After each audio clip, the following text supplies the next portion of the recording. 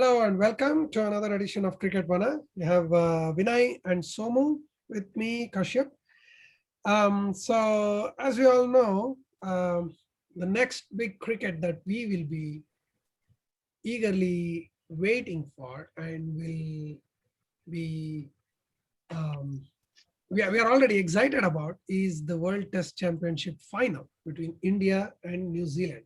But before that, just I'll take a couple of minutes because we were in the middle of a good season of IPL that gave us a lot of promise, but then suddenly it went. I mean, in fact, in our previously when we met, the three of us, when IPL was still going on and there was no clue about what could happen, we actually thought about about the COVID impact and what would it mean.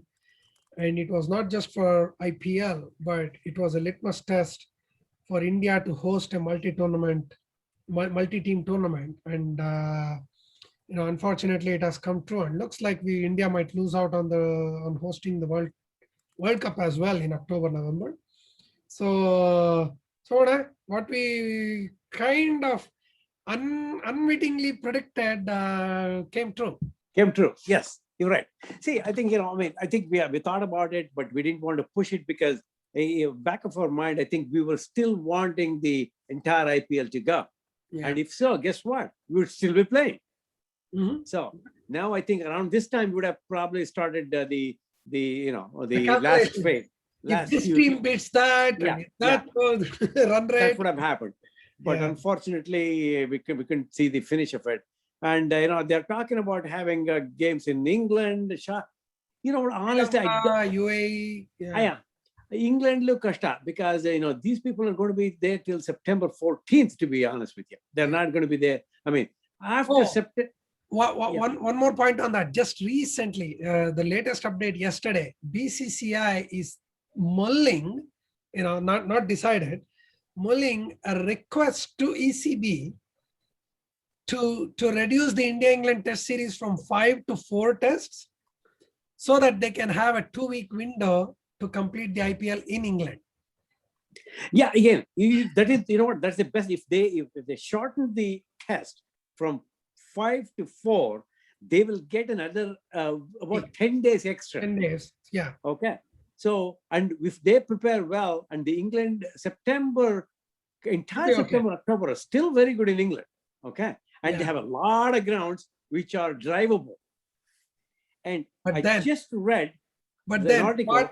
What an irony it would be, or what a big turnaround for England, who were the last team to in fact step into IPL just a few years ago, to now reduce a test match.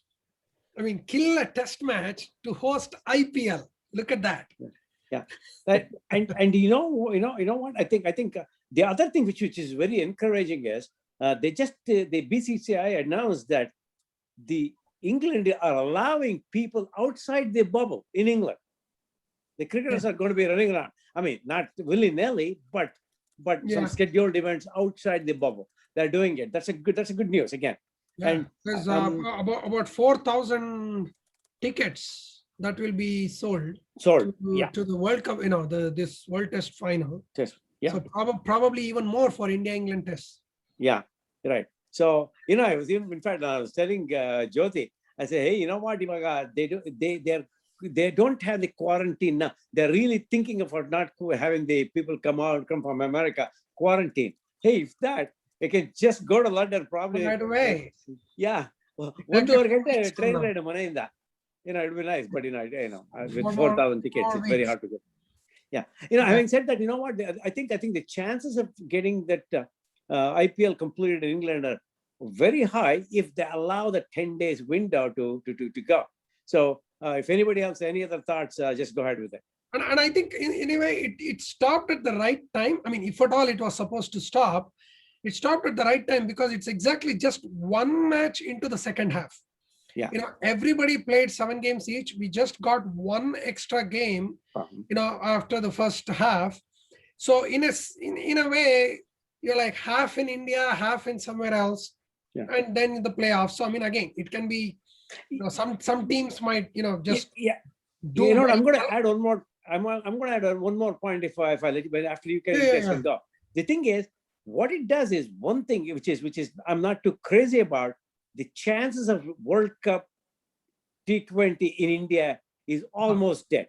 Yeah. So Yeah. now it's Absolutely. probably dead now. I think but it's gone. I mean, yeah. it's dead. It's So, not officially stated, but correct. Yeah. But especially if that IPL goes to England, they complete in England. That means India has shown the white flag on Yeah. W. Yeah, I mean, if you cannot host IPL in September, then yeah, there's zero chance of hosting World Cup in October. And mind you, more than 8 teams, multiple venues. It's not like 4 venues. They've already identified more than 6 or 7 venues. Yeah. Okay. And Yeah. it's 14. I mean, how many teams were there? 12, 10? Yeah. So Windy and Vinay can go. Windy, welcome. give their thoughts. Any final thoughts on the IPL closure, Vinay or Windy?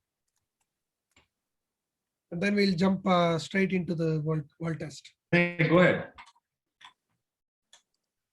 Anything? I don't have anything to add other than, biased. I'm a big. I wanted KL Rahul and Punjab to do well, and I know he went through appendicitis and he was going to be out probably like a week or 2 minimum. And so for me, it was nice to see. Okay, great. So he's maybe he can come back. He can come back right now. Yeah. He'll be fine, and hopefully he'll be there to kind of play. So the season isn't in full jeopardy for Punjab, but that was really no other thoughts other than that. I think that I'll just reiterate what I was saying. I think the last call that we had, just impressed with BCCI and how they handled it, and just saying that they support all the players and they'll stay with them until they get home and everything. So I think they did a good job, and the credit goes to was it Ganguly and Brijesh Patel. Right. So I mean, very good on them. I think that they did a good job. So.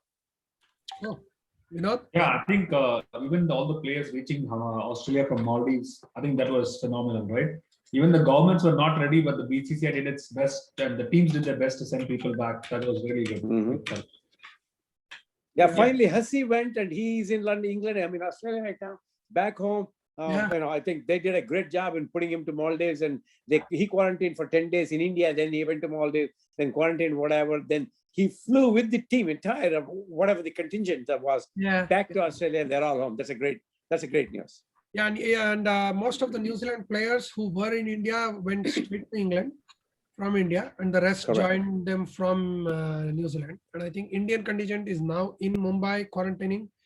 And I don't know if quarantining is a real word, but yeah, I just used it. And and Indian men and women will fly together to England because parallelly, Indian women is also going to. They are scheduled to play one test, I believe. One test and a few limited overs games in England again. So cool. I mean, this is one of the longest tours India has ever done with 20 plus people. I was about to say that, and I was under the assumption that after the WTC final, India may come back because there's 6 weeks of gap. They're not after the finals and before the first test begins, but they're going to stay there. Yeah, and then June, July, August, September, the entire, even if they play IPL, some of them are going to be there for 5 months. Yeah, exactly.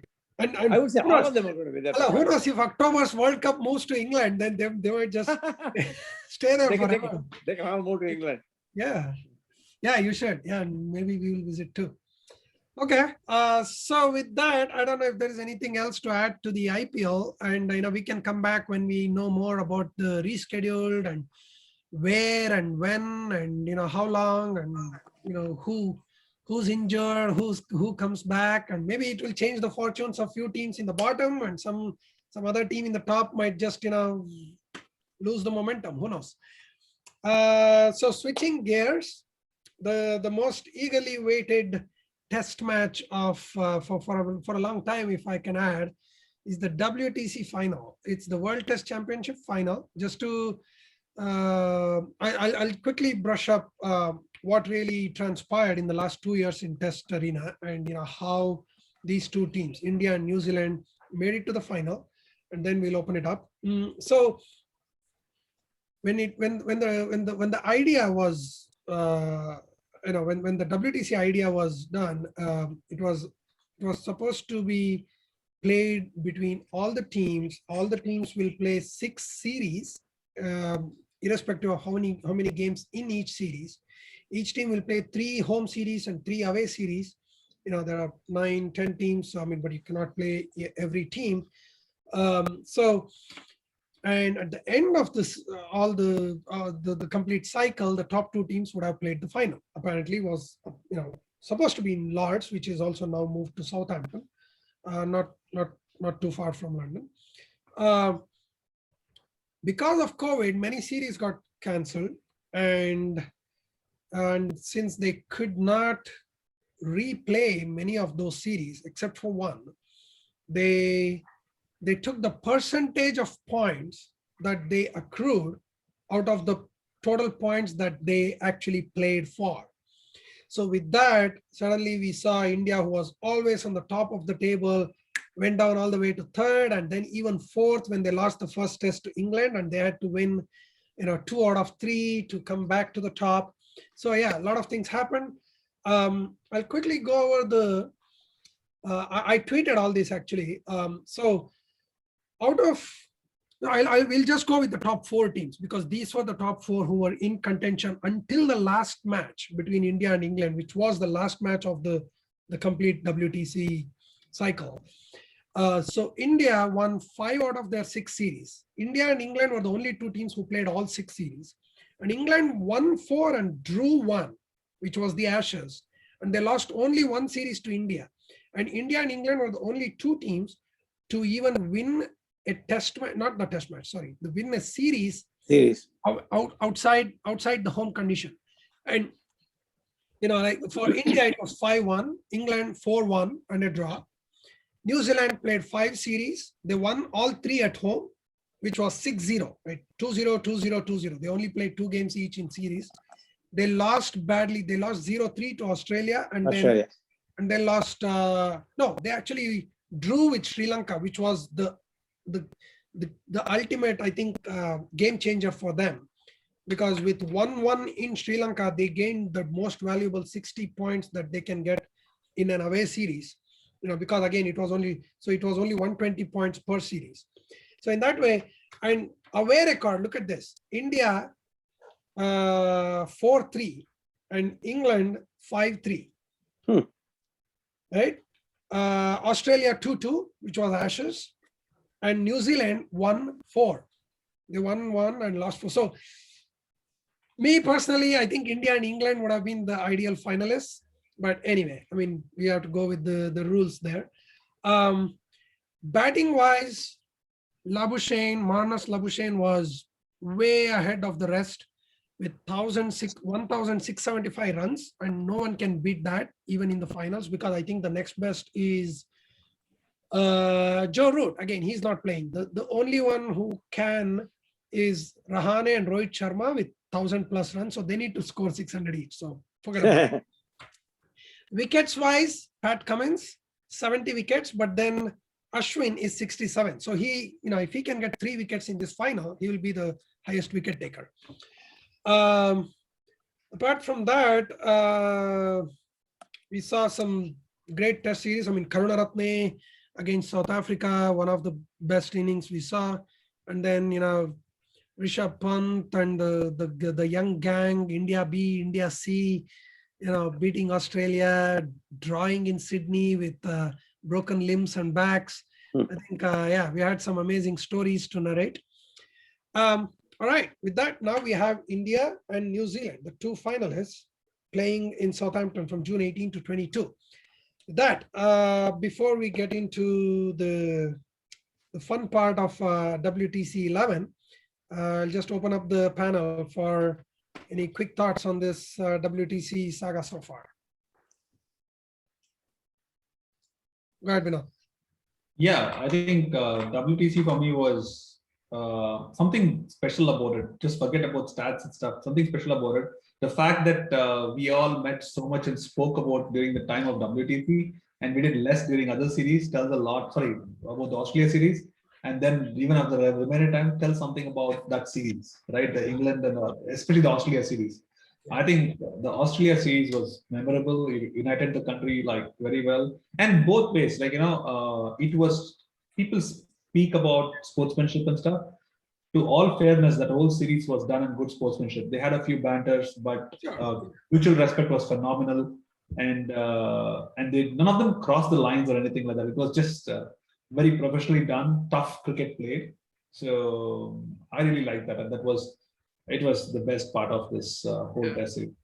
And I think, am I right in assuming that, the just to have this, see, I mean, this whole WTC, I mean, there was not really many changes per se in the format or in the way people, the teams were scheduled, right? I mean, the test series they were always going to play test series. It's not like they suddenly paid extra because of WTC. It's just locking in the period, and there's only one extra game. This final is the only extra game out of the entire cycle. But just because of this, having this table and points table and a final, it gave so much importance and put this entire all the test series for last 2 years into a pedestal that was, I think it was a great era of test cricket as well, in the sense that everybody was pushing for results. They were calculating the points. It was never boring. There were draws, but good draws as well. Thankfully there was not many rain short matches, but unfortunately there was COVID related cancellations. But I think most of the games were very, very challenging. And yes, I mean, the best, I mean, for all that it matters, whatever could be your personal opinion, but I think you can still say the best two teams have reached the final. Yeah, that's no doubt, that's the thing there, right? The best two to reach the final. That's really good about it. And every part was penalized, right? Like everything mattered. Like, for example, that 36 run careless getting out, with so much of carelessness getting out in Adelaide, and then coming back, and even Australia not focusing on the over rate that cost them back. Exactly. So every little thing mattered, right? So but seriously, that over rate actually pushed Australia to number 3 now. Because if they had not lost those 4 points in Melbourne, for all the they actually lost that match. So they lost that match, but then because of overrate, they lost 4 points. So it was -4 for them, without which they would have been equal with New Zealand. And because Australia beat New Zealand 3-0, they would have been playing the finals now. And personally, I think I would have preferred Australia over New Zealand this time. But anyway, great point. And one thing about this test series, the whole series, if you look at the entire series, right? And previously, I remember, if you see a calendar year full of series, it will be like Jayawardene, Sangakkara, Inzamam, and in our generation, and then it will be like Dravid, Tendulkar, and stuff, right? But this time, after the series of so many games, look at the only known face to have a highest score is Joe Root, and that just because of that one innings that he played, and the 3 innings that he played in Sri Lanka and here. Sri Lanka. Take Joe Root out. Look at the remainder of players who have scored the runs. They're all newcomers. Like Rohit Sharma, for all practical reasons, is a newcomer in Test cricket. Sharma, Karunaratne, and Labuschagne, for all that matter, he debuted. He debuted in Ashes during WTC. Correct. As a concussion sub to Steve Smith. Remember that? He just came in the second innings as a concussion sub for Steve Smith, and they could not drop him. The way he played, you have to make room for him, and he became the highest. The other thing which happened, he scored a ton of runs in the Australian domestic season. Yes, a ton of runs. My goodness. I mean, even in India series, he was the only guy who was. I know. No. What I mean is, the test series, what the flash into not only he went back to Australians, domestic cricket and scored a humongous, and also he's scoring in England till now. Yeah, even now in county cricket too, Alvar. County cricket is scoring. I just want to bring up one point, which probably I felt it was, this World Test cricket. What made me personally is to kind of pay attention to the Sri Lanka, Pakistan. I would see the scores. I would not pay too much attention to that. Now, you're already, oh my goodness, what happened? Okay, how is this going to affect India? How is this going to affect whoever? Seriously, yeah. mean, I mean, that means I generally watch all the games that I can watch in the TV, but man, the way I enjoyed watching West Indies chase down 400 against Bangladesh, correct. my God, that was one of my best tests I watched. And also the Sri Lankan cricket, my goodness, some nobodies came and got a tremendous number of runs. I hadn't paid attention to any of those people. Yeah. And what happens, I think, going forward, if this is the format they're going to go, I hope so. I say all of us, like, at least let's talk 4 of us for the time being. At least we pay a little bit more attention to the series, which we otherwise would not. Yeah. I had written off West Indies for some time now, because they were good, but they were not good enough to do anything. Now, all of a sudden, they come back and they do a few things. Oh my goodness, I watched England, West Indies in England last year. I thought it was great cricket they played. So I think West Indies should actually keep Pollard to lead them for some more time to stabilize the team. Stabilize the team, yeah. So I think those are the things. So speaking of other teams, as you know, I mean, if you have been following the rumors and, at least just the opinions of many other so-called experts, there's been this call for many, many years now to just to preserve the quality of Test cricket and, avoid these one-sided games. Yeah. There's been this constant call to split the Test cricket into 2 tiers. Yeah. What's your opinion on that? You guys go ahead. I have some thoughts. Go ahead. So for me, the thought is, like, even if it's one-sided, there is aspiration on every cricketer to play Test cricket. And if you want to have more countries to come and play the cricket, you have to get them to play that, get them the experience. Getting a one-off, one-day series experience is not going to be great. Playing a Test series with any of the foreign players that you have is a different exposure for you. Afghanistan playing Test series got them to be what they are today. Exactly. Bangladesh playing the 3-day Test matches got them to where they are today, right? Yeah. You cannot, that continuity to last the entire day comes when you play professional Test. Yeah, look, Vinay, I agree and disagree. Let me tell you why. Okay, I agree. Yes, that's a typical IPL. All young Indian cricketers make it to the better cricket. They can become a better cricketer because they're playing with the best. So I agree with on that point. From a standpoint of me, what happens is, let's say the Kohlis of the industry, the Roots of the industry, Steve Smith of the industry, if they play, not necessarily Afghanistan, I'm talking about Zimbabwe, and even Sri Lanka or West Indies at this era.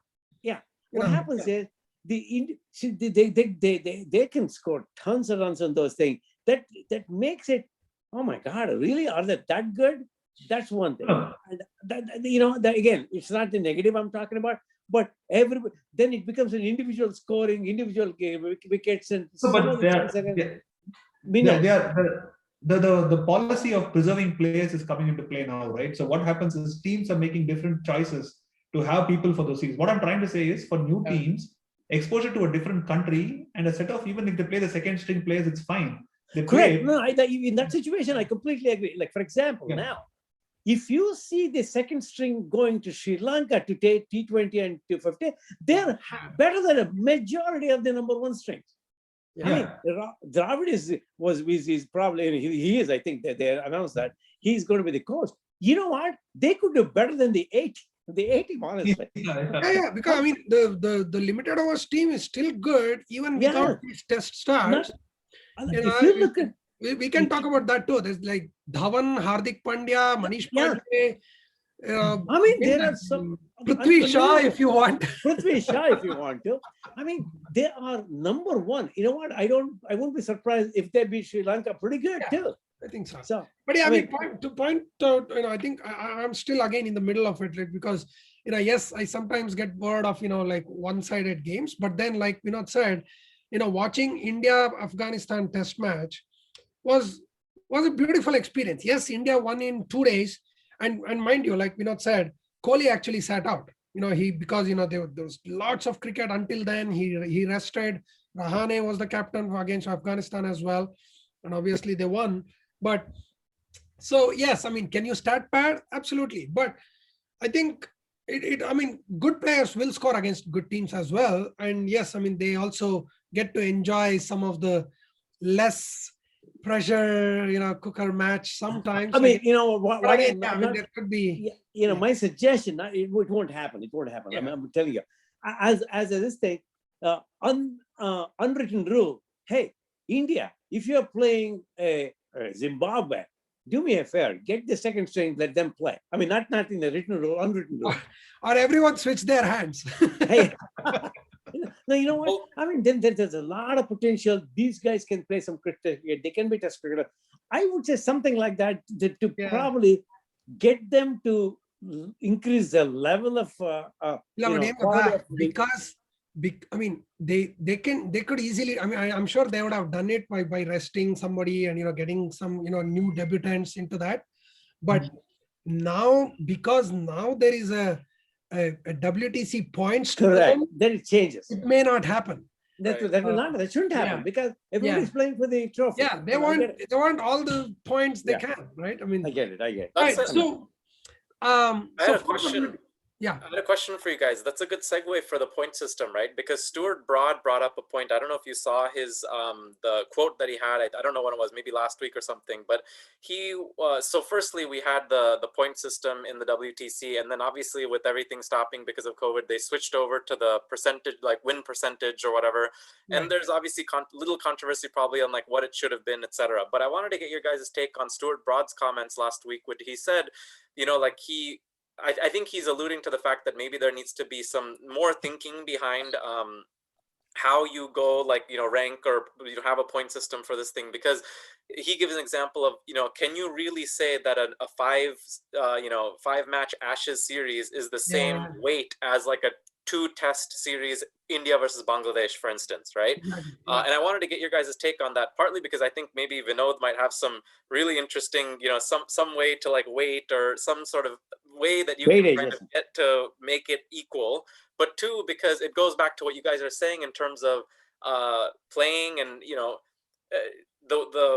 do you have two different tiers of, tests with top tier teams, so you're not running into the issue of a more easy opponent, or then you get into the whole, like, do you have an incentive to play a B team against them, or do you still want to do your best so that, because it's going to count for something in the way that the scoring in the table works? So I wanted to bring that up to see what you guys think about that whole situation in relation to the prior topic too, because I think there's a little bit of overlap there. No, you can go ahead. I'll come back. And I think that's always going to be a gray area, because unlike ODI World Cup or T20, you cannot just be one and done.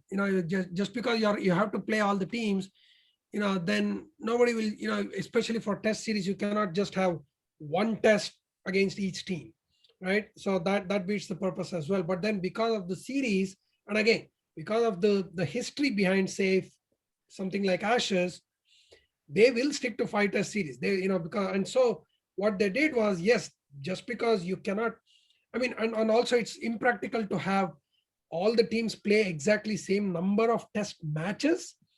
So having the same number of series was a bit of a middle ground, and said, okay, so then it was left to the two boards.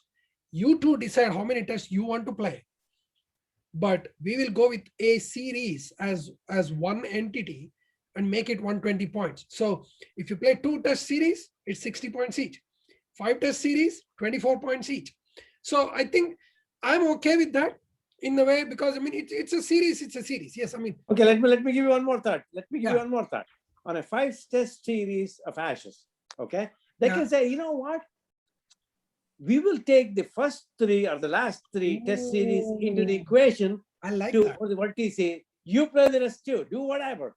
Kill yourself. Because, and I'll add to that point, the reason. So firstly, I will admit there is some bias coming from Stuart Broad, because he didn't make it to the finals, right? But he did give another example where I don't know exactly how the math works, because I'm not good at this, but I think there was an example, I don't know if he said it or somebody else said it, but a 3-1 win in a 5-test series, let's say like the Ashes, is worth less than a 2-0 win against Bangladesh, for example. Absolutely. Then it's like, then you're like, I don't know, because your perception of the weighting should be no, like that you won one extra test. It's a much harder series. You played more games. It should have more weight. How do you account for that? I don't know. You know, it's tough. I like that. I have those numbers here, right? I mean, so the a two-test series, like you said, if it's like take New Zealand and Sri Lanka, it was a two-test series in Sri Lanka. They both won 1-1. No, so it was a draw series. So they both got 60 points each. For a 1-1 draw with New Zealand and Sri Lanka, they got 60 points each, right? But then when England and Australia played Ashes, 5-test series, it was a 2-2, right? So it ended up being 60-60. Because in the end, it's 120 points per series. Yes, New Zealand, Sri Lanka, England, Australia. Yes, I mean, if you compare the quality of cricket or whatever it is, the following, it doesn't matter. Yes, I mean, one match will always outweigh the other one. But in terms of the series, when they have allotted so many points, and yeah, like I said, so it was 24 per win. But then because it was a 5-test series, you know, there was that breakout, right? But I now really like what Soma suggested right now. Yeah. They can say, yes, you can play 5-test series, but let's consider only 2 tests for WTC. Yeah, right? Look, I'll tell you why I said that. Or 3 tests, whatever. Yeah. Let's have 5 tests. You're talking 24 points, right? Yeah. I mean, they're hardly contested, you know, with Perth or Sydney or whatever. What happens is when you do that, hey, Perth was a tougher freaking wicket and they won, they did that, did it, whatever. So that's why I say instead of diluting the number of points, hey, I give you 3 out of 5 or 2 out of 5. But see, I mean, but the beauty of a test series is that there is always, you know, room for like coming back or, you know, doing all this, you know, changing the team. Sometimes, you know, you don't have your best 11 in your first test. And, you know, by the time you get to 3rd or 4th test, you identify the best 11 based on the conditions or the form, you know, and of course, injuries. So another thing is like, you know, I mean, we have seen teams losing the first test and then coming back, just like India did against Australia and England. Right. So just imagine if India-Australia 4-test series was, you know, if they said only the first 2 tests will be for WTC, India would not be in the finals, man, because they lost 36 all out badly in the first test and then won the next one, right? So, Vindy, I want your thought on this. My thought, hey, okay, do something. It may not be first 2, maybe 3rd and 4th, or 2nd and 3rd, or what? Pick that because it's beforehand, not when it is. Then they have a shot and do that little bit of more fairness than 5-test series in Ashes versus 2-test series Sri Lanka and whatever. And also, mind you, the other thing which is to me is important is home and away series. Yeah. Everybody has. That's another thing because that was good. But yeah, I mean, because of this COVID, you know, what happened, like you said, Australia played only 4 series. Yeah. And they played all 3 home series. Yeah. Right. I mean, but they lost to India. But then they only played 1 away series. But then, you know, the 2 away series that they did not play were Bangladesh and West Indies, I think. South Africa. Sorry. South Africa. So Bangladesh lost out on 2 home series against Australia and New Zealand. And I will be stupid enough to assume right away that, you know, Bangladesh would have lost both. I think they could, who knows? I mean, Bangladesh would have been quite a handy team at home. Yeah, I mean, you know what? I think probably in a year or so, they will probably fine tune this a little bit because minimum number. I think they want to say, okay, I mean, yes, I mean, say for example, like total tests, right? I mean, India played 17 tests and the record is 12-4, which is awesome. But then England played 21 tests in total and they still have a 11-7 record. But look at this, New Zealand only played 11 tests in entire WTC, which is 7-4, not a huge, you know, hugely impressive record, but they have 6-0 at home and, you know, 1-4 away. So I think, yeah, they need a little bit of a balance. And again, it also depends on, like, for India away, for example, India, for any team, right? When you say away series, it also depends whether your away series is in Australia or in Bangladesh. You know, so I think, Yeah. many, Subcontinent, Pakistan, assuming Pakistan is also a part of it, it's exactly the same. It could be New Delhi or Dhaka or Karachi. It's all exactly. the same. Yeah. So for India versus, India versus Pakistan will never happen. So I think that's why they came up with this, like, you don't have to play all the teams, because I know India and Pakistan will never play. So, unless they reach the finals. So, yeah, this is a very good topic actually for WTC, and I hope they improve. Yes, it won't be completely robust and foolproof, but I think I'm hoping with this learning they will come up with a better point system for the next cycle. Hey, look, at the end of the day, I'll tell you, it created to me interest outside the big boys. Yeah. It created the Pakistan, the Sri Lanka series, or what, or no, West Indies, almost a second string. Yeah. West Indies is not good now. I mean, they'll get better. But so I think it creates a little bit more interest in those test series, which otherwise I personally probably wouldn't have paid that much more interest in what I'm saying. Again, going back to the main point, have the two best teams reached the final? That's it. Yes, I think the answer is yes, because yes, England played a lot, but imagine at home, they didn't beat Australia, who are not at their best. They ended up just having 2-2, including a magical miracle innings from Ben Stokes. If not for that, they would have lost the series as well, right? Correct. And then another home series against Pakistan, 3 test series, they won 1-0. They allowed Pakistan to come back in the final day, and Pakistan drew 2 matches. I think one was probably because of weather. So they only beat Pakistan 1-0 at home and 2-2 Australia. So taking everything into picture, India, New Zealand in finals, I don't think there too many will envy that position. Yeah. I mean, if South Africa, Australia series had been played, there would have a little bit more, whatever would have, I mean, that added to the, the contest as well. I mean, not that it's never going to be perfect, but it's the perfect one so far. Yeah. So I think we have to break it down into 2 pieces, right? First of all, you have to understand, was the point system correct, even without the COVID situation? Right. So what was the point system correct in terms of without the COVID situation, and then understand the point system that came as a percentage system, right? So then we can debate both of them. So if you conclude that without the COVID situation, the point system was fair enough, it was good, and then it's a different thing.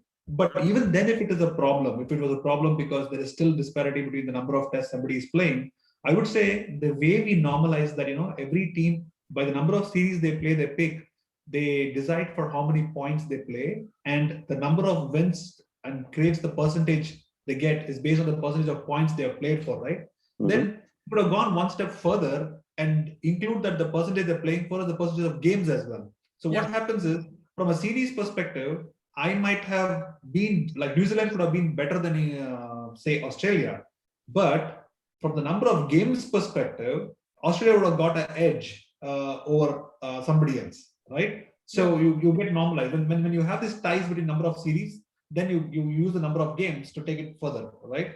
So I think you just normalize through something like, home, away, and this one. Yeah. But that said, I think the World Test Championship, whenever it occurs, should not be a time-driven one. Should be a completion-driven one, right? You don't have, it's not a World Cup, right? Every 4 years it has to happen, or it's not a period every 4 years it happens. As long as the point table they keep playing for and it meets the particular criteria, that's the point you call, okay, we're ready to play because it's a one game. It's not a series, it's a one game. Yeah, right? it's a one game. That did come about actually. I mean, and I think there was one somebody or some country proposed that as well. Like, hey, we don't have to complete this right now and have a final in June. Let's extend it. Let continue. But then the thing was, because of many other commitments, like for example, India-England, right? I mean, India-England played 2 months ago. Now they are playing it again. So you cannot have both the series involved in the same cycle. Correct. And there is one more Ashes coming up in November. So because of the prior commitments, unlike World Cup, where, right now we don't know who plays whom in 2 months from now in the World Cup. But Test series is not like that. You have almost for the next 5 or 6 years, the Test series is kind of locked, right? I mean, we don't know the exact date and the venue, but we know who's traveling where and how many Test matches. It's kind of locked because of the TV rights and the sponsorship and everything. So that was more of a logistics headache for them to keep extending it, and said, yes, we made a mistake. We have this COVID situation. Let's just end it and make it a better cycle. I think under the circumstances, they did the best they could. Yeah. I just want to add one last point to Vinny's argument or conversation rather. On a point system based on the number of numbers played, number whatever, England would have probably gotten a little bit different number point system because they played 21 tests versus 11 of New Zealand. Yeah, that's a disparity. They played almost double. I mean, it is double actually. 21, 11, 22. Yeah. So I think I think that is another thing that you have to look. If the four of us thought about it, there are others who really do for a living would have thought about this as well. I mean, they're going to refine. No, actually, I think, and there was the best man leading it, right? The best man leading the decision was Anil Kumble, right? The point system, the team that was heading to finalize the point system was Anil Kumble, and you can't question it because the change in point system put probably India down. the best mathematical head in cricket world. So That's true. Yeah. So, An engineering brain went into that. Yeah. Yeah. So unbiased, the point system actually put India back. Yeah. Actually, the point system put India back to a larger extent because even calculating the number of tests they need to win to get to the finals was tough for them. So, oh yeah, absolutely. I mean, everything has to go well because, I mean, imagine this: if India had not won the Brisbane test, they needed to beat England 4-0. Period. That wouldn't have happened anyway. That wouldn't have happened. Well, you never know. But I mean, I'm saying, so I mean, but just that one match here and then that one overrate from Australia and, something else happening like Ben Stokes, right? I mean, if Ben Stokes had not played, then Australia would have been in finals. Mm-hmm. But then again, if 36 all out had not happened, Australia would have been fourth. I mean, like everything came into the mix, and that's what the beauty of the. In the coming series, these things will happen. Somebody will be out for 30 It should, yeah. Or Stokes or somebody will get. These are normal circumstances. But what happened was the change of point system because of the COVID did a little bit of some favor and not favor, whatever you want. Everybody had the same, Yeah. I think going forward, if this is not the event and if they do it the way they're going to go with the point system, I think it'll be a fair arrival of the WTC finals based on the performances of any team. I think so. I mean, again, I am more concerned about the WTC itself. I'll tell you why. Right? If you look at how the test series happened, everybody had a different way to look at test series because, I can come back, I can try this. For example, in a Sydney test, so what if I go hitting and try to win this? Even if I lose, I can come back, right? So the Rishabh Pant is qualified by the fact, let's try it here, we can come and recover in a different series. Whereas in WTC, they're going to play session by session and they're going to be very conservative. So I am very, very nervous that the WTC is going to become so boring that if people in that particular game, I'm just hoping my hypothesis goes wrong and people go berserk and try to win it. Clarification, Vinod, are you talking about just the final or the whole cycle? No, I'm talking about the final. So what will happen is you come to the final, right? The final, there are no points, there's nothing. So yeah. Nothing. And it's one game, right? And when it comes to one game, in test especially, you win session by session, right? Yeah. So everybody starts conservative, right? And then it'll become to one session where somebody makes a mistake. And then the worst thing about a test series is when you depend on one session where somebody makes a mistake to decide the series. That's a boring series for me. I know, like there can be a repeat of a 36 all out somewhere in one session and the final is gone. Well, that is cricket. You know what? So in England, if they have a huge swing in the weather pattern, that could change. That 2-hour session, lunch and tea could kill everything. Exactly. That is cricket. That's what we play for. That's why I love that. I think. Yeah, I think that's why, point system, like Vinod was asking, was it correct? Yes. Was it perfect? Maybe not. So, but I think it was still fair at that time.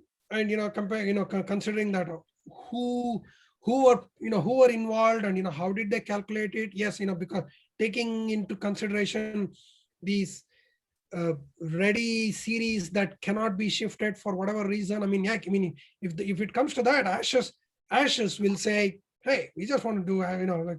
No, I think here's what. If Stuart Broad is complaining about the point system, he has no right after winning the World Cup like this. So let's end the matter there. Exactly. Right? Yeah. So No, I mean, so right. I mean, if it comes to that kind of point system and other things, I have a bigger complaint about having these sudden semifinals where, like for example, in 2019, right? India was the table topper, having won everything but one game.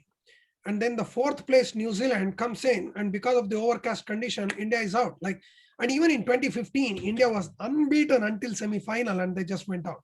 So that way, I like the IPL playoff system where you give a second chance to the top two. With Windy's point on Stuart Broad, I'll tell you something.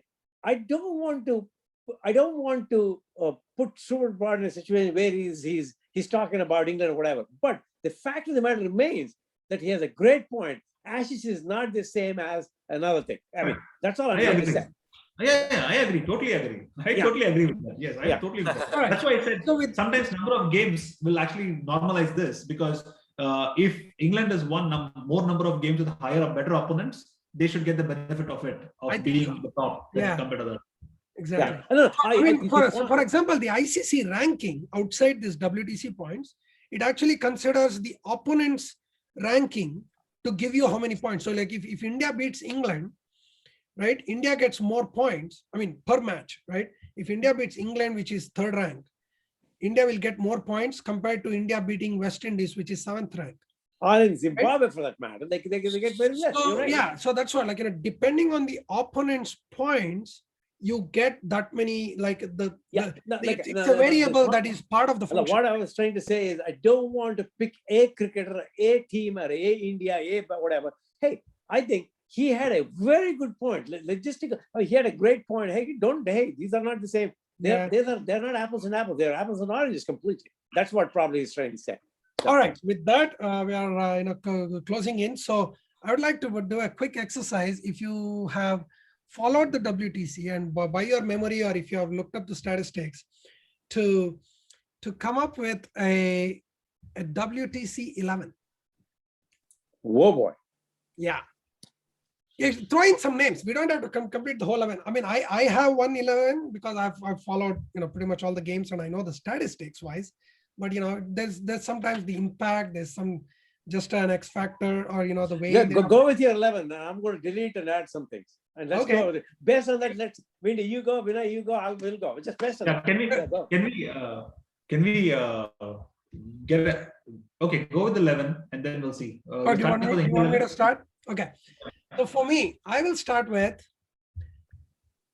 my openers will be Karunaratne and Rohit Sharma. Okay. For mainly, I mean, I think first of all, they're even from the studies, Karunaratne and Rohit Sharma. Because Rohit Sharma, for believe it or not, he came in late. I mean, right? I mean, he was not there when we started WTC, but then ever since he has joined, including Australia, yes, he did not get any big hundreds, but he scored 4 scores of 40 plus. But then overall, his average has been 64 with a strike rate of 64, and he has 400s in 11 innings. Wow. Sorry, 17 innings, 11 matches. Or 1,000 runs. So, I mean, Rahane has 1,095 and Rohit Sharma has 1,030, which are the top two from India. And, but yeah, I mean, Rahane has played more tests and for a lower average, but for the kind of impact he had, I mean, he had a beautiful double 100 against South Africa at home, where he debuted as an opener. Correct. Yeah, that's the one. Yeah. And, he's been doing well. I mean, even against England, he did well. 400s, 450s, can't beat that. And then Karunaratne, he also 400s, 450s, 1,000 runs in 10 matches with an average of 55. And he had an amazing 100 in Johannesburg against South Africa, if you remember. So, and those two are like the only two openers in the top 10 runs list, at least. So just by the statistics, I don't think I can compete. I can have anyone else competing these two guys for openers. Mm-hmm. And then number 3 again is the top scorer, Labuschagne, no doubt is there. Williamson for his multiple double hundreds. Yes, he played a lot at home, but I think it's still, I mean, it's not his fault that, he could not go away. I mean, playing away matches, but I mean, he has a phenomenal record as well. And number 5, I'm torn between Root and Smith. I can only have one of them in my list, unless you don't want Williamson and have Root and Smith. So, I mean, Smith has a much better record, yes, at 63 averaging, while Root is 47. But the fact that he scored double hundreds in Sri Lanka and India, I would go with Root before Smith. But, we can open it up for debate right now, or you can wait till I complete my 11. Number 6, Ben Stokes. He had 1,000+ runs at 45 average and also got 20 wickets, which is, and a tremendous fielder in the slips or outside. Yeah, anyway. absolutely. And drum roll, please. My wicket keeper of WTC is my God. Rishabh Pant. Can you imagine that? No one else. Nobody even come close. Yes, maybe Butler, but then Butler doesn't keep for England. But I mean, he has a good amount of runs as well. But I have to go with Butler. Rishabh Pant. The impact and the runs and the audacity of it. And trust me, in the England series at home, his wicket keeping was phenomenal, including the England guy who was I forgot his name. Folks. My God, both were going neck to neck in the terms of. I mean, this was probably after a long time I saw such a high quality wicket keeping from both the sides in a Test series. I think. Stokes would be a great player at some point. I know. Yes. Good. Yeah. And not only that, he's a great batsman too. Yeah. So at Pant at 7, and then of course going with one spinner, it's got to be Ashwin. He outbowled Lyon in Australia as well, and I don't see any other spinners in the list. You can pick Ashwin or Lyon; they're pretty close, but I would still go with Ashwin for his home and away. I mean, he has improved tremendously in away. And not only that, he can score 25 runs if you really have to get Absolutely. So at 8, Ashwin, and then the 3 pacemen for me will be Cummins, Broad. Cummins and Broad for sure. Broad is number 2. He did phenomenally well in Sri Lanka and of course at home. The last paceman, I am debating between what was that? My list was Hazelwood, Anderson, or Saudi. But Henderson, Inyara? Saudi. Oh, okay. Anderson, Hazelwood, or Saudi. In that, Okay.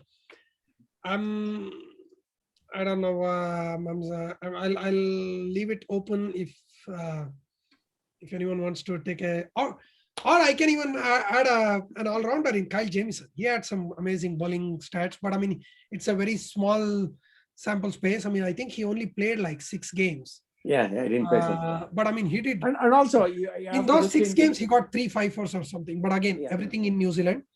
And also, you have to take into account the Southees and the Andersons and the Broads and the industry who played so much and still good. Yeah. So I'll let you guys pick the third baseman. Okay, Windy, you go. So I'll go with my 11 for this thing. I'll go from bottom, right? I think Jimmy Anderson, Cummins, those 2 are the fast bowlers for me. And then purely from an youngster perspective, I'm still keeping Siraj. He might not be the senior, but he has an amazing potential for Test cricket. So I think he just got a lion heart. He's got a room to improve. So I'll keep him out for some time, but I'll not include him now. But he's a potential that I was very close. So Cummins, Anderson, and Hazelwood for me is at the bottom. Hazelwood, all 3. And then, of course, Ben Stokes.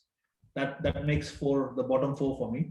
And wicketkeeper is Pant. That covers 5 for me. So now I'm left to the next 6 batsmen. Who's the spinner? One spinner and a batsman, right? So I will definitely include Jadeja as a spinner, left-arm spinner.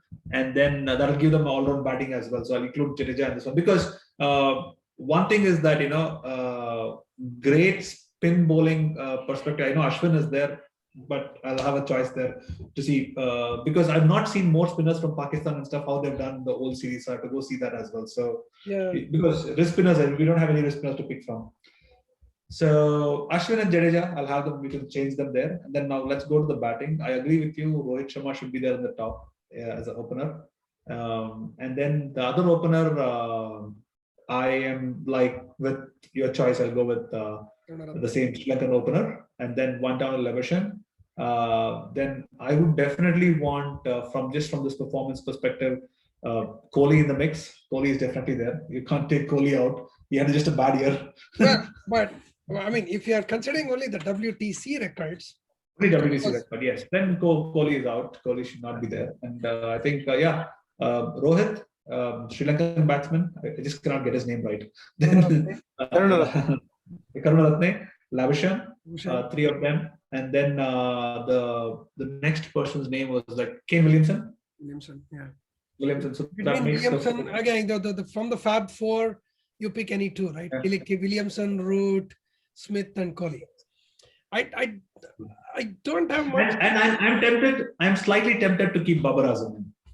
I was about to say that, but I mean, Azam, he did well. I mean, no doubt about it. I think Babar Azam, where is he? 10 matches, 900 runs, amazing average, 66. Can't beat that. 66.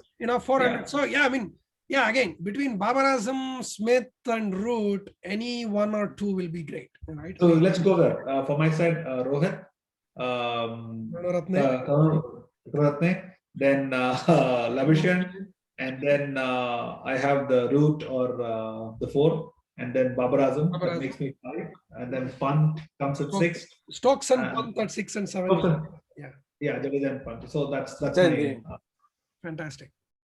Love it. Okay, Vinay, you go. Mine. I'm still torn on the opener because I have not watched that Sri Lankan guy at all. So it's hard for me to pick him if I haven't watched him at all. So I have to leave that one open. I'll say Rohit opens, and then I don't know my next opener. Patricia. Oh man. No, so if you're Vinay, there is an option like if you have to pick somebody, the only person who's open, willingly gone and opened this the whole WTC at this point with good open hearts is like a Shubham Gill or this guy, Josh Butler. Like apart from that, none of the great batsmen want to open. Yeah. None of the great batsmen want to open. Pujara can open if you want. No, oh boy. Rest of the batsmen never came willing to open, right? Remember, Dean Elgar didn't do too bad. Yeah. Dean Elgar for South Africa. I mean, he was the best South African batsman, period, in the entire WTC. But I mean, it's not a great record, but he had averaging 44 again. Similar to Agarwal. Like Agarwal and Elgar are neck to neck in terms of runs and average and everything. Okay, go with the next one. Both of them have given away their wickets at the right time. Yeah. So that's what pisses me off completely about both of them. I have Labuschagne at 3, and then I have Root at 4, and then Williamson at 5. But if one of those 3 wants to open, then I can bring Kohli in for like wherever they are. Unless you want Kohli to open, I don't know. But that would be. But Babar Azam comes before Kohli, just from a perspective. True. Okay. Then the rest. And I have Jadeja as my spinner instead of Ashwin. I had to pick Pant too because no one else was. You could speak for anybody else, right? Yeah. And then my bowlers were so all rounder and Stokes. I wanted him in the side, so he's in there. And then my 3 fast bowlers were Cummins, Broad, and then I ended up picking Hazelwood because I couldn't. I wanted to pick an Indian bowler, but they didn't do. Yeah, I mean they all did great. I mean, very good, but nobody played a lot of games to just put their footprint in WTC. Yeah.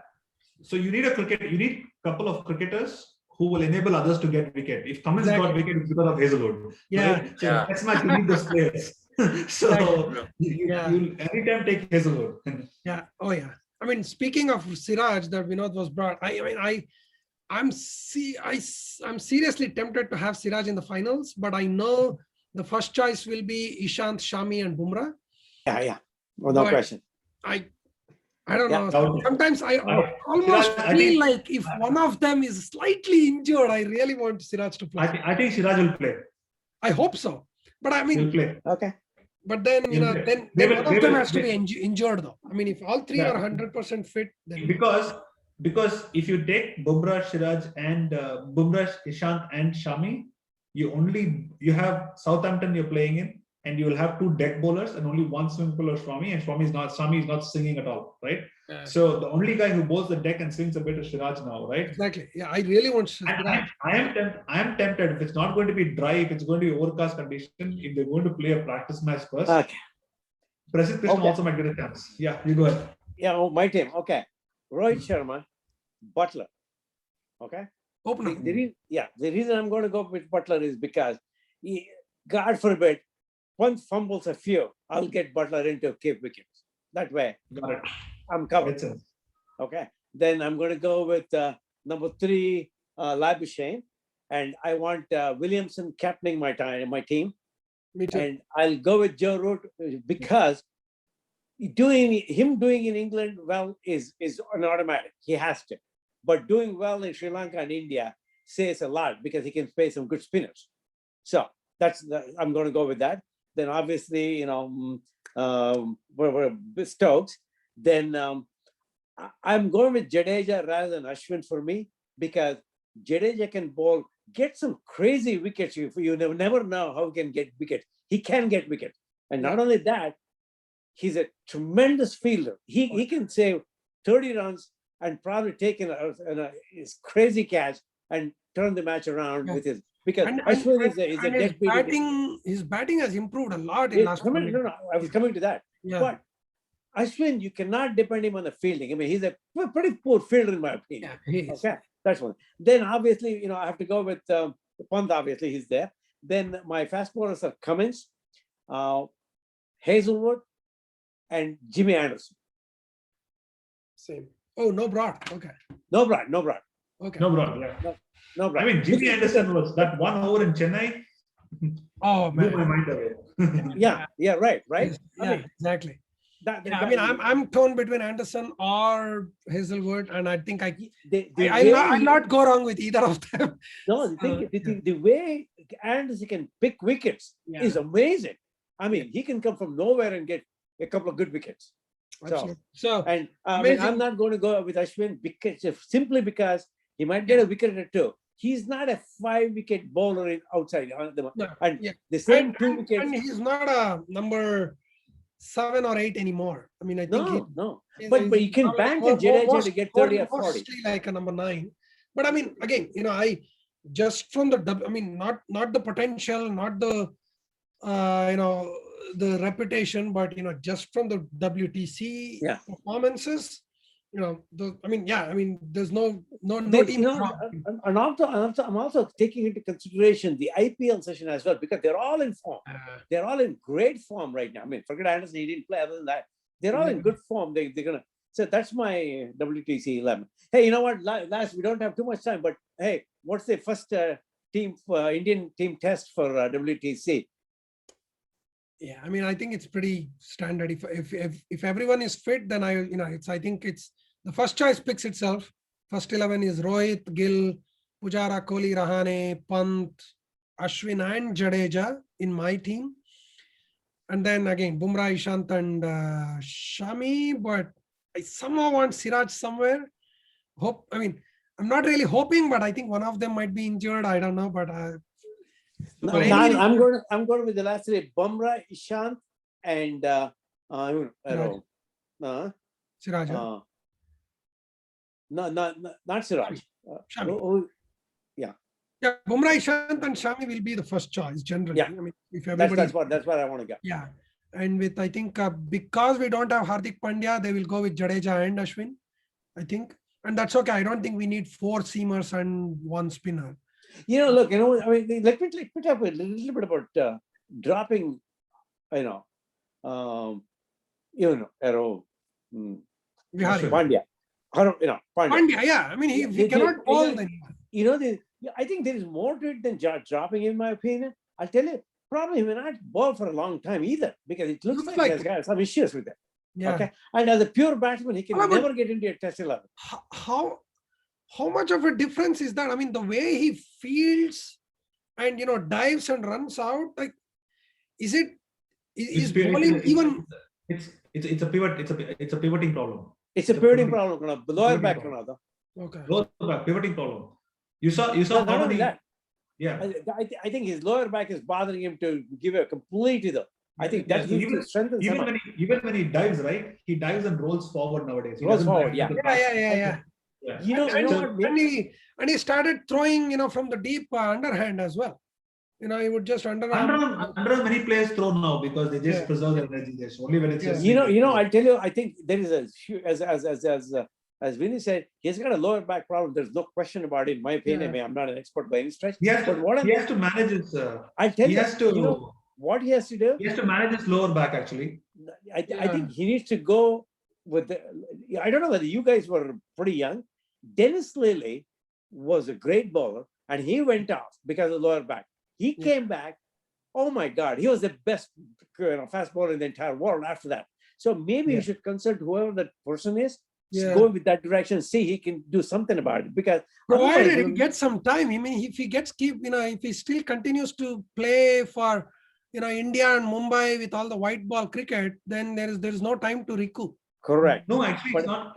One is about recouping. I hope he's just dropped from Sri Lanka as well, so that he can actually. No. I think Kashyap, it is not just about managing, stressing that, right? It's about finding the alternative to both. It takes time to find the combination. For example, when Sachin opened for New Zealand for the first time, when he scored his 50, you should see that he put his gloves on the back and started. He keeps doing that. He was having a heavy bat and hitting to the mid wicket. What did he do afterwards? He cut off his mid wicket shot and he went to, and his full blown sweep was there, right? Full blown sweep, and then he played the paddle sweep, right? He used to play the paddle sweep and this one. So he will have to find a way out. But interestingly, when you said you need spinners, the reason I'm bringing Siraj for the back to the topic of the table is Southampton, they only played 6 test matches, 6 or 7 test matches in those balls so far, right? And 3 of them have been a draw. And the highest score has been 583 runs or something they've scored. Yeah, England. Yeah. So it's a long scoring innings that they play, right? And if you have a bad start, like I do not want into a large situation in Australia where Navdeep Sahni went out and now we became the best rugby choosers, right? And I am not confident at this point that both Ishant and Shami will last the whole 5 days. Yeah. So that risk factor is there for me. So it's if you go one shot at any point in time, we are done. Yeah, the test match is ended by itself, right? So that risk we have to mitigate. Yeah, I think they have to start having just a toss between Ishant and Shami. Both are fit. You two decide one of you is going to play. So that's a good point, because he's a lot younger. Very good. I seriously want Siraj, because we need that fresh legs. That really made the difference in Australia as well. And and the way he's in red hot form. I mean, I hope it continues till the England series at least. Because this World Test Championship being the final game being only one game, the teams will play session by session. Yeah. And you lose 3 sessions consecutively, then it will be difficult to come back. Yeah. And you do not want to lose 3 sessions because you're one bowler short. Do you think then just for the injury management and just that risk to mitigate that risk, any idea if they will end up going with 4 seamers, including Siraj and 1 spinner? They might do that. Southampton, they will do that. Because but to think about it, then you know what? But then who will be your spinner, Ashwin or Jadeja? No, forget about who is going to bat, who is going to get runs.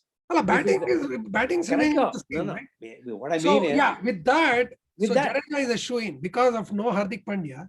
Yeah. It's Pant at 6 and Jadeja at 7 for sure. Right. Now comes to like 4 bowlers out of Ashwin and these seamers.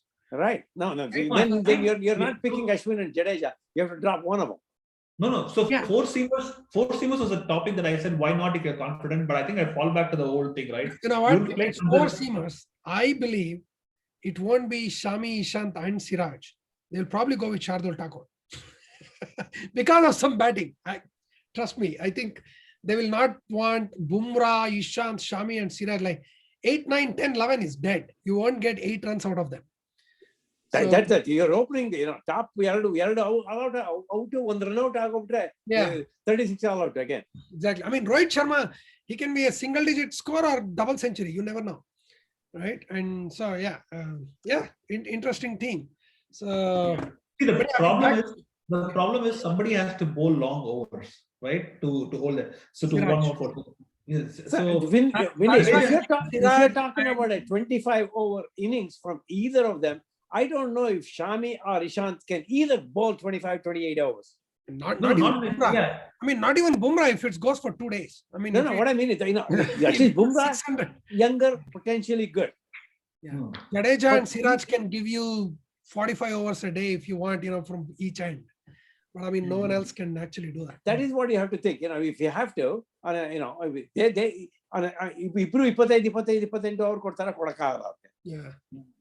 So I have 6 players back to our WTC 11 who made it to all of the teams, and I don't think anyone will complain, right? Rohit, Labuschagne, Stokes, Pant, Pat Cummins, and one more, Ken Williamson. Williamson. I think almost. Cummins is the cricket of this year. Cummins is, I mean, Yeah. Cummins is the man of the series for WTC. I mean, or Labuschagne. I think either way, I mean, Labuschagne and Cummins. It's unfortunate that Labuschagne and Cummins being the best batsmen and I think Cummins has got runouts also. Some marvelous runouts also. Oh my yeah. God, did you see that? What? Yeah. And some great catches too. Yeah. Exactly. So Yeah, Labuschagne is that's just what I starting, like, right? Yeah, like that's the reason I was not a big fan of Jadeja, and for the last year and a half or two, especially after he said he bits and pieces, he is really off. Yeah. He is a poor man's version of Cummins. Like, he's tireless, same intensity. The way, I mean, yes, he's a spinner, but then like the way he bowls, I mean, he can bowl, like I said, 40 overs a day, and it will still be the same intensity. Look, you know what? He's either in the field or with the ball or with the bat. He can change the complexion of the game in about 10 overs. Yeah, absolutely. Yeah. And you can't underrate him as a batsman. He's a pretty neat batsman. Yeah. Oh He's my a pretty goodness. neat batsman. He medals very well. The right? 37 of He that would over last He would have over won the semi-finals for us. He would have won the World Cup semi-finals for us. He was pretty Yeah. close. He could have won it. Yeah. If Single-handedly would have won it for us. if only Dhoni had started a little bit more earlier. Exactly. Yeah. Anyway, so look at this irony now. In the best 11 of the last 2 years of a test game, the 2 Indians are Rohit Sharma and Rishabh Pant. They were not in the team at all. Yeah, not Kohli, not Pujara, not Bumrah, right? I mean, you have Rohit Sharma and Rishabh Pant who have been trolled so much, and will probably continue to be trolled for their lack of seriousness many times, especially when it comes to test cricket. But you never know. But Right, it's because right. there's no competition in their position. That's why. I think more than that. I mean, to be fair, I think they performed really well in WTC. Beyond the point when you're picking up a world 11, right? You don't play conservative cricket. You need that kind of the X factor folks. Yeah. Like, for example, if you're picking the all-time 11 for India, right? You will put in a Pujara there because you don't know how reliable India is. Exactly. Right? Yeah, and Rohit Sharma will not even make it, right? I mean, I mean, especially all-time India. Yes, I mean, I will open with Gavaskar and Sehwag. Period. But Rohit will not make the Indian All India. Yeah, no way. Okay. But you know what? The last point I want to make. Yes. Thank God they're drafting Dravid to go to Sri Lanka. I tell you, there's a bunch of other good cricketers come out of that short stint. Exactly. I'm hoping it's it's a young team. It will be a young team. The rumor has it that Dhawan might be the captain. You know what? That's a wrong choice. Sorry, my friend. I know. But But I think, with due respect, with due respect with IPL, he just proved ourselves wrong, like the way he played. I hope he continues that form, and it will be a great asset for the World Cup. It's an irony in Indian cricket, right? The left-hand openers, not most of them, most of those openers like Gambhir, this guy Dhawan, and they have, if you just go back and look at their stats, right? If you look at the games that we have won, their contributions have been immense, but they always had to prove themselves. Yeah. Yes. I mean, I Yes. just can't imagine 2011 World Cup without Gambhir. Yeah. Correct. You're 2011 so World right. Cup Yeah, without you're Gambhir. 95. Yeah. Absolutely. I mean, I still feel sorry for him not, missing out on his 100 on the finals, but Yes. but yeah. I mean, forget about just 100. I mean, he should still have been my man of the match. I don't know, but Yeah. anyway. All right. So with that, yeah, I think we covered a lot of things. Thanks everybody for joining, and hope the listeners will enjoy. What are we hoping for by the next call? Like among what we said here. So Siraj playing is the biggest topic we discussed. Hopefully, Well, for the next call, nothing would have happened. I mean, hopefully, if you meet next week.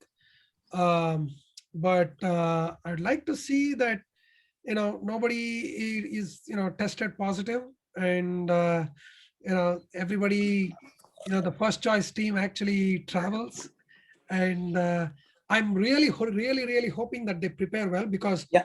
I think New Zealand has a huge advantage in playing 2 tests against England before the finals, whereas India will just travel and quarantine and enter the finals.